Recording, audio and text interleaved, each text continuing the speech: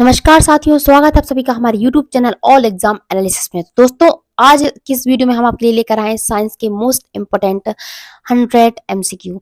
जी हाँ, जो कि आपके आने वाले आरआरबी चाहे एनटीपीसी का एग्जाम हो या फिर आरआरबी ग्रुप डी का एग्जाम हो, तो ये प्रश्न आपके लिए बहुत ही इंपॉर्टेंट होने वाले हैं। इन प्रश्नों को आप रट लीजिए, इन प्रश्नों की बार बार प्रैक्टिस कीजिए। हमारे चैनल पर आपको साइंस और जीके जीएस के क्वेश्चंस प्रैक्टिस कराए जाते हैं, तो इनको आप डेली देखिएगा। चलिए स्टार्ट करते हैं। स्टार्ट करने के पहले वीडियो को लाइक कर दीजिए, अपने दोस्तों को शेयर कर दीजिए और चैनल को सब्सक्राइब कर लीजिए। पहला प्रश्न एस्कैरिस होता है। एस्कैरिस होता है। जिन बच्चों को भी प्रश्नों के उत्तर आ रहे हैं वो हमें कमेंट करके आंसर्स बता सकते हैं, जिससे आपका रिवीजन होता जाएगा। बताइए इस प्रश्न का उत्तर क्या होगा। एस्कैरिस होता है, क्या होता है? आंतरिक परजीवी। क्या होता है? आंतरिक परजीवी होता है, यानी कि ऑप्शन सी सही उत्तर हो जाएगा। चलते हैं अगले प्रश्न पर। एस्कैरिस की दह गुहा होती है। एस्कैरिस की दह गुहा होती है, राइट आंसर हो जाएगा कूट प्रगुहा। राइट आंसर हो जाएगा ऑप्शन बी, कूट प्रगुहा होती है। अगला प्रश्न है, एस्कैरिस अपना जीवन चक्र पूरा करने के लिए एक नए पोष में एकत्रित होने के बाद जिस पथ का अनुसरण करता है वह क्या है? आंत, यकृत, हृदय, फेफड़ा, ग्रसनी, निगल द्वार, आमाशय और आंत। अगला प्रश्न है, सीटी एवं पार्श्वपाद अनुपस्थित होते हैं। सीटी एवं पार्श्वपाद अनुपस्थित होते हैं, तो राइट आंसर हो जाएगा, राइट आंसर क्या हो जाएगा? हिरोडिनेरिया व आर्की एनिलिडा। राइट आंसर हो जाएगा ऑप्शन सी। ऑप्शन सी इस प्रश्न का सही उत्तर हो जाएगा।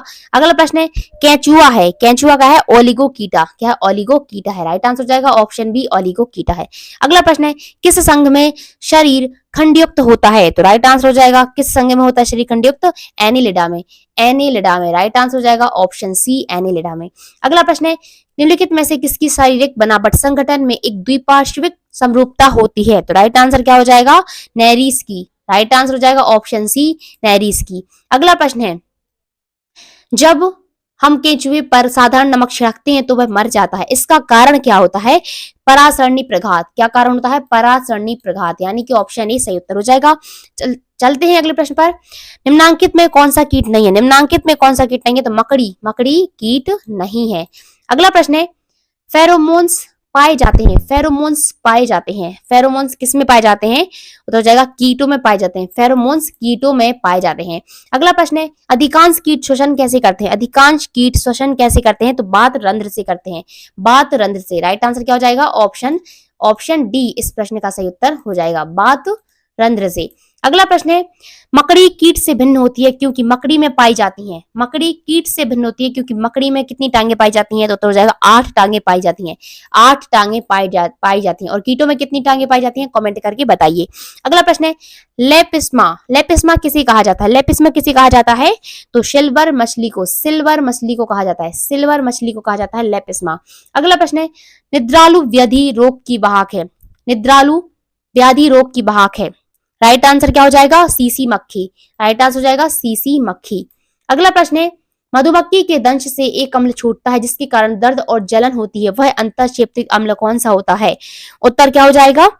मेथेनोइक अम्ल होता है। कौन सा अम्ल होता है? मेथेनोइक अम्ल, यानी कि फॉर्मिक अम्ल होता है। राइट आंसर हो जाएगा ऑप्शन डी। अगला प्रश्न है, मधुमक्खी के नर उत्पन्न होते हैं। मधुमक्खी के नर उत्पन्न होते हैं अनिषेचित अंडों से। राइट आंसर हो जाएगा अनिषेचित अंडों से, यानी कि ऑप्शन ए। अगला प्रश्न है, रोग संवाहक आर्थ्रोपोडा के सही समूह का चुनाव कीजिए।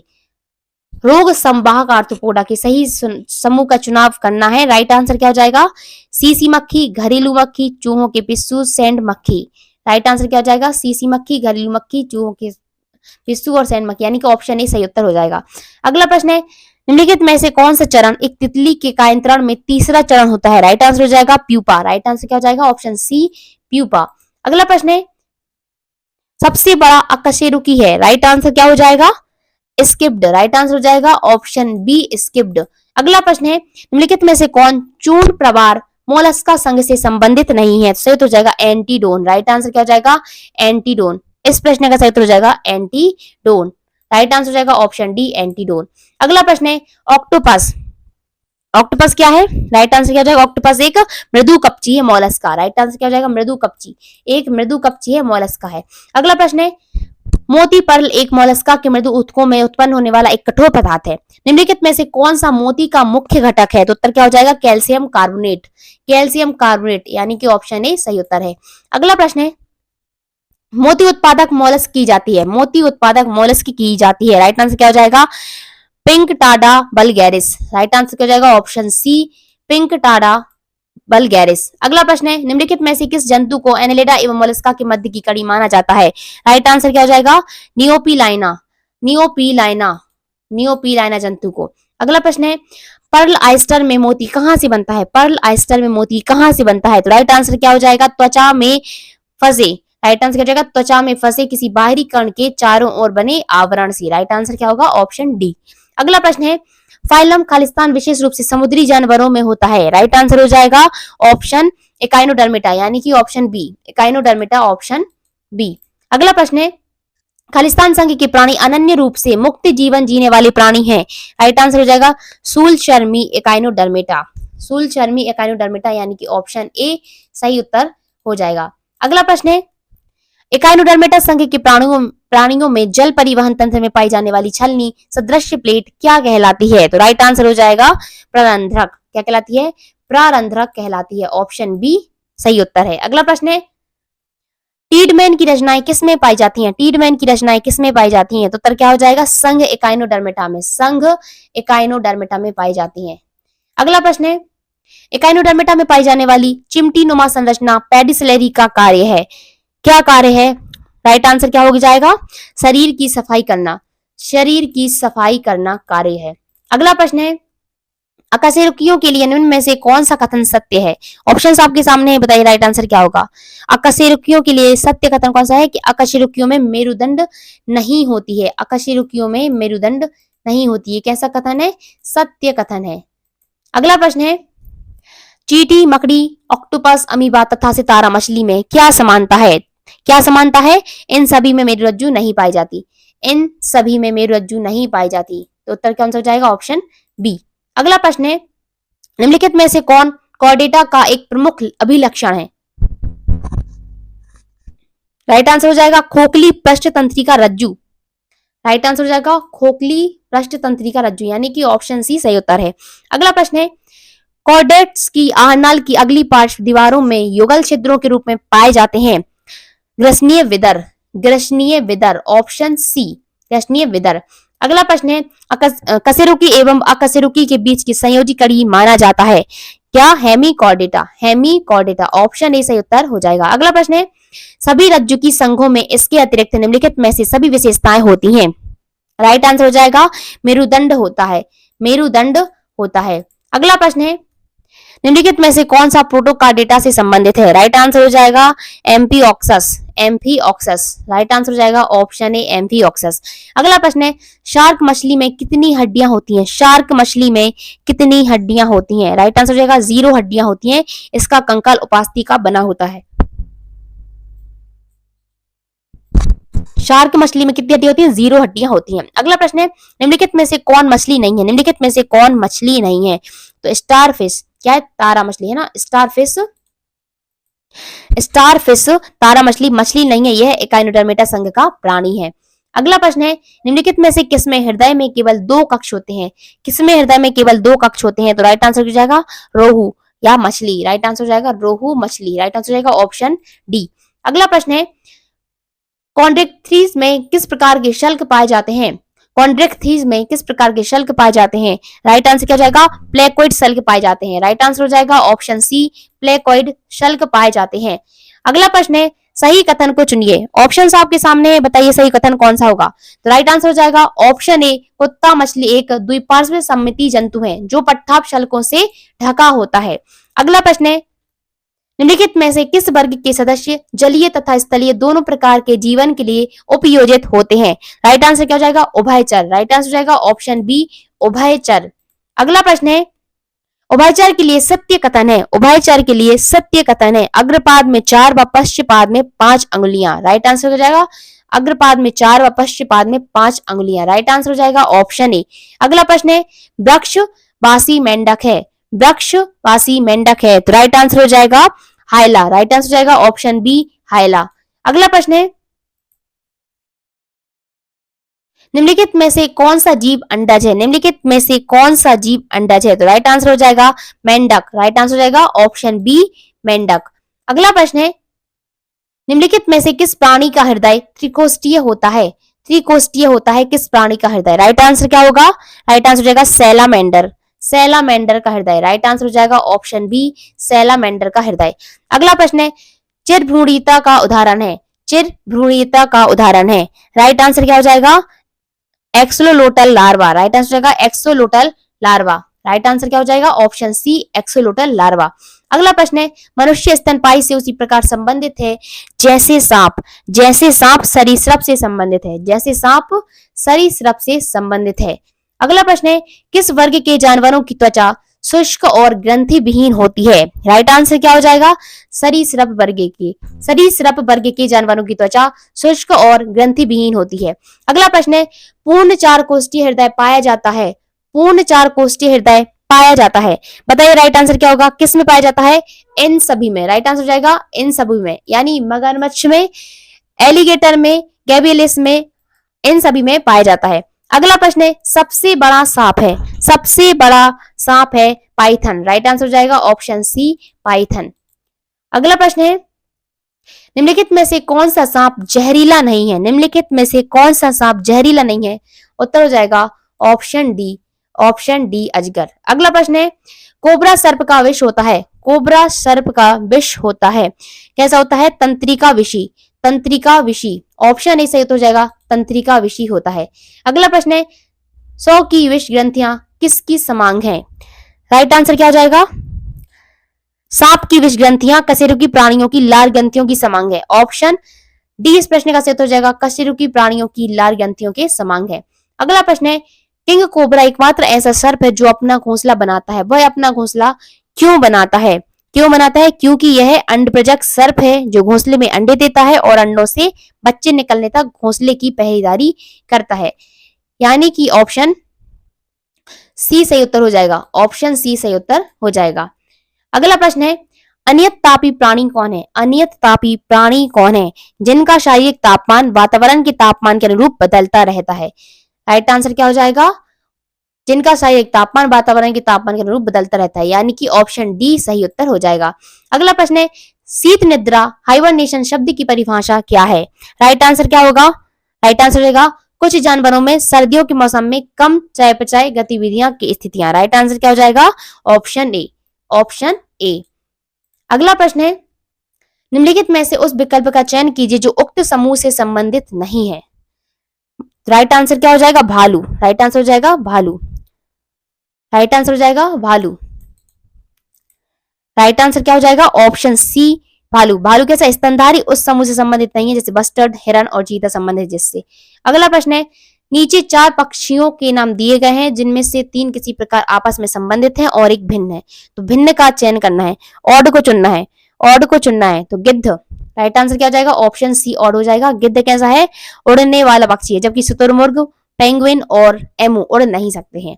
अगला प्रश्न है, पक्षियों में प्रायः एक ही होता है। पक्षियों में प्रायः एक ही अंडाशय होता है। राइट आंसर हो जाएगा ऑप्शन डी।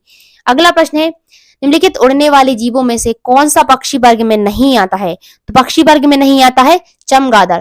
पक्षी वर्ग में नहीं आता है चमगादड़।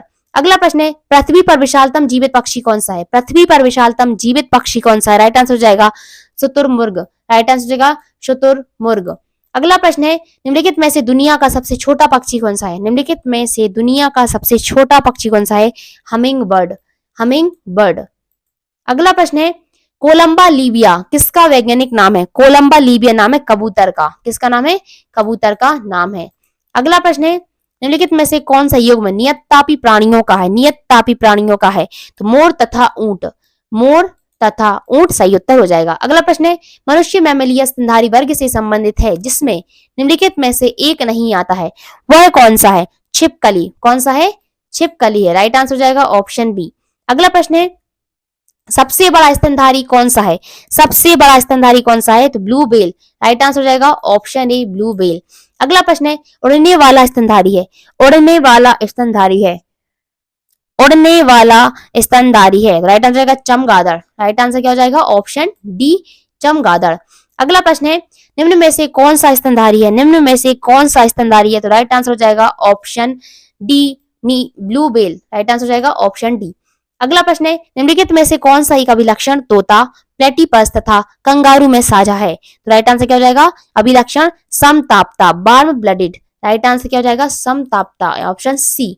अगला प्रश्न है, निम्नलिखित में से कौन अंडे देता है और सीधे बच्चे नहीं देता है? तो राइट आंसर क्या हो जाएगा? एकिडना, एकिडना। राइट आंसर हो जाएगा ऑप्शन ए, एकिडना। अगला प्रश्न है, शिकार परभक्षियों या बाधाओं का पता लगाने के लिए चमगादड़ अथवा डॉल्फिन किस परिघटना का प्रयोग करते हैं? उत्तर क्या हो जाएगा? प्रतिध्वनि निर्धारण का, प्रतिध्वनि निर्धारण का प्रयोग करते हैं। अगला प्रश्न है, निम्नलिखित में से कौन सा एक कपी नहीं है? निम्नलिखित में से कौन सा एक कपी नहीं है? राइट आंसर क्या हो जाएगा? लंगूर। राइट आंसर हो जाएगा ऑप्शन सी, लंगूर एक कपी नहीं है। अगला प्रश्न है, निम्नलिखित में से कौन सा विकल्प मार्क्सपियल्स का उदाहरण है? निम्नलिखित में से कौन सा विकल्प मार्क्सपियल्स का उदाहरण है? राइट आंसर क्या हो जाएगा? कंगारू। राइट आंसर हो जाएगा ऑप्शन ए, कंगारू। अगला प्रश्न है, निम्नलिखित में से किस समूह के जंतु प्रायः रात्रिचर होते हैं? राइट आंसर हो जाएगा मच्छर, चमगादड़ तथा उल्लू समूह के। मच्छर, चमगादड़ तथा उल्लू समूह के जंतु प्रायः रात्रिचर होते हैं। राइट आंसर हो जाएगा ऑप्शन बी। अगला प्रश्न है, प्राणी में त्वचा आर्द्रग्राही अनुकूलन क्या कहलाता है? प्राणी में त्वचा आर्द्रग्राही अनुकूलन परजीवी अनुकूलन कहलाता है, परजीवी अनुकूलन कहलाता है, यानी कि ऑप्शन सी सही उत्तर है। अगला प्रश्न है, सभी कोशिकाएं पूर्ववर्ती कोशिकाओं से बनती हैं, यह मत किसने रखा? तो यह मत किसने रखा? बिरचो ने रखा। किसने रखा? बिरचो ने रखा। राइट आंसर हो जाएगा ऑप्शन सी, बिरचो ने रखा। अगला प्रश्न है, कोशिकाओं की कुछ परतें ऊतक के आधारीय पैकिंग का निर्माण करती हैं, इन्हें क्या कहते हैं? इन्हें क्या कहते हैं? पेरेन्काइमा, पेरेन्काइमा कहते हैं इन्हें क्या कहते हैं? पेरेन्काइमा। अगला प्रश्न है, यकृत में संपन्न ग्लूकोनियोजेनेसिस प्रक्रिया हेतु आवश्यक हार्मोन कौन सा है? राइट आंसर हो जाएगा ग्लूकागॉन। राइट आंसर हो जाएगा ग्लूकागॉन। अगला प्रश्न है, शारीरिक संतुलन बनाने में सहायक संवेदी अंग कौन सा है? तो उत्तर हो जाएगा कर्ण। उत्तर हो जाएगा ऑप्शन ए, कर्ण। अगला प्रश्न है, शरीर में लिम्फोसाइट कोशिकाओं के बनने से संबंधित ग्रंथि कौन सी है? लिम्फोसाइट कोशिकाओं के बनने से संबंधित ग्रंथि कौन सी है? तो थाइमस ग्रंथि, थाइमस ग्रंथि, यानी कि ऑप्शन बी। अगला प्रश्न है, जेनेटिक्स शब्द का प्रयोग सबसे पहले किसने किया? जेनेटिक्स शब्द का प्रयोग सबसे पहले किसने किया? उत्तर क्या हो जाएगा? मेंडल ने। सबसे पहले किसने किया? मेंडल ने किया। अगला प्रश्न है, वर्तिका के परिपक्व होने से पहले ही उस पुष्प से पुंकेसर को हटा देना क्या कहलाता है? विपुंसन। क्या कहलाता है? विपुंसन कहलाता है। अगला प्रश्न है, जीवन की उत्पत्ति का आधुनिक सिद्धांत किसने दिया था? जीवन की उत्पत्ति का आधुनिक सिद्धांत AI ओपेरन ने दिया था, AI ओपेरन ने दिया था। ऑप्शन ए सही उत्तर हो जाएगा। अगला प्रश्न है, ओलाइगोसीन काल में कौन सी प्रकार के घोड़े का विकास हुआ था? ओलाइगोसीन काल में कौन सी प्रकार के घोड़े का विकास हुआ था? राइट आंसर हो जाएगा मीसोहिप्पस, मीसोहिप्पस। राइट आंसर हो जाएगा मीसोहिप्पस घोड़े का विकास हुआ था। अगला प्रश्न है, अंगों का उपयोग में आना या ना आना किसकी विशेषता है? उपयोग में आना या ना आना किसकी विशेषता है? लैमार्कवाद की, लैमार्कवाद की विशेषता है। अगला प्रश्न है, संवहनी पौधों में कार्य क्या है? संवहनी पौधों में कार्य क्या है? सुरक्षात्मक ऊतक है। राइट आंसर हो जाएगा ऑप्शन सी। अगला प्रश्न है, निम्नलिखित में से कौन सी पेशी ऐच्छिक है? कौन सी पेशी ऐच्छिक है? तो राइट आंसर हो जाएगा कंकालीय पेशी। राइट आंसर हो जाएगा ऑप्शन बी, कंकालीय पेशी। अगला प्रश्न है, सूचनाओं को संवेदी अंगों से केंद्रीय तंत्रिका तंत्र तक कौन सी तंत्रिकाएं पहुंचाती हैं? राइट आंसर क्या हो जाएगा? संवेदी तंत्रिकाएं, संवेदी तंत्रिकाएं पहुंचाती हैं। अगला प्रश्न है, कुशिंग सिंड्रोम किस अंतःस्रावी ग्रंथि से संबंधित है? राइट आंसर क्या हो जाएगा? एड्रिनल ग्रंथि से, एड्रिनल ग्रंथि से संबंधित है, एड्रिनल ग्रंथि से संबंधित है। अगला प्रश्न है, कैट्रिनिज्म रोग का क्या कारण है? कैट्रिनिज्म रोग का क्या कारण है? सही उत्तर हो जाएगा थायराइड ग्रंथि की कम सक्रियता, थायराइड ग्रंथि की कम सक्रियता, यानी कि ऑप्शन ए सही उत्तर है। अगला प्रश्न है, किस वैज्ञानिक ने ऊतक जनपर्त की कार्यप्रणाली या उनका भविष्य सुनिश्चित बताया? तो राइट आंसर क्या हो जाएगा? हैंस्टीन ने। किसने बताया? हैंस्टीन ने। राइट आंसर हो जाएगा ऑप्शन ए, ऑप्शन ए हैंस्टीन। अगला प्रश्न है, वायु ऊतक का प्रमुख कार्य क्या है? वायु ऊतक का प्रमुख कार्य क्या है? उत्प्लवन, तैरने में सहायता, उत्प्लवन, तैरने में सहायता करना। अगला प्रश्न है, निम्न में से एक अनुवांशिकी रोग नहीं है? निम्न में से एक अनुवांशिकी रोग नहीं है तो मस्तिष्क ज्वर, मस्तिष्क ज्वर अनुवांशिक रोग नहीं है। अगला प्रश्न है, रेफ्रिजरेटर में थर्मोस्टेट का कार्य है? रेफ्रिजरेटर में थर्मोस्टेट का कार्य क्या है? एक समान तापमान बनाए रखना, एक समान तापमान बनाए रखना। अगला प्रश्न है, एक एंडोस्कोप है, एक एंडोस्कोप है संकीर्ण संकीर्ण दूरदर्शी। राइट आंसर क्या हो जाएगा? ऑप्शन ए आसंकीर्ण दूरदर्शी। अगला प्रश्न है, यदि किसी स्थान के तापमान में सहसा वृद्धि होती है तो अपेक्षित आर्द्रता आपेक्षिक आर्द्रता घटती है। तो अपेक्षिक आर्द्रता घटती है। अगला प्रश्न है, मानव नेत्र में उपस्थित रेटिना में रंगों में विभेद के लिए उपस्थित होते हैं कोन्स। क्या उपस्थित होते हैं? कोन्स उपस्थित होते हैं। कोन्स उपस्थित होते हैं। अगला प्रश्न है, डिप्टेरिन लार्वा किलर ग्रंथियों में पाए जाने वाले महागुणसूत्र कहलाते हैं। राइट आंसर क्या हो जाएगा? पॉलीटीन क्रोमोसोम्स कहलाते हैं। पॉलीटीन क्रोमोसोम्स कहलाते हैं। अगला प्रश्न है, कंप्यूटर पर क्या पिक्चर फाइल का विस्तार नहीं है? कंप्यूटर पर क्या पिक्चर फाइल का विस्तार नहीं है? राइट आंसर क्या हो जाएगा? Option D IMDb. Right answer क्या हो जाएगा? ऑप्शन डी एमडीबी नहीं है पिक्चर फाइल का विस्तार। यह क्या है? माइक्रोसॉफ्ट एक्सेस डेटाबेस फाइल का विस्तार है।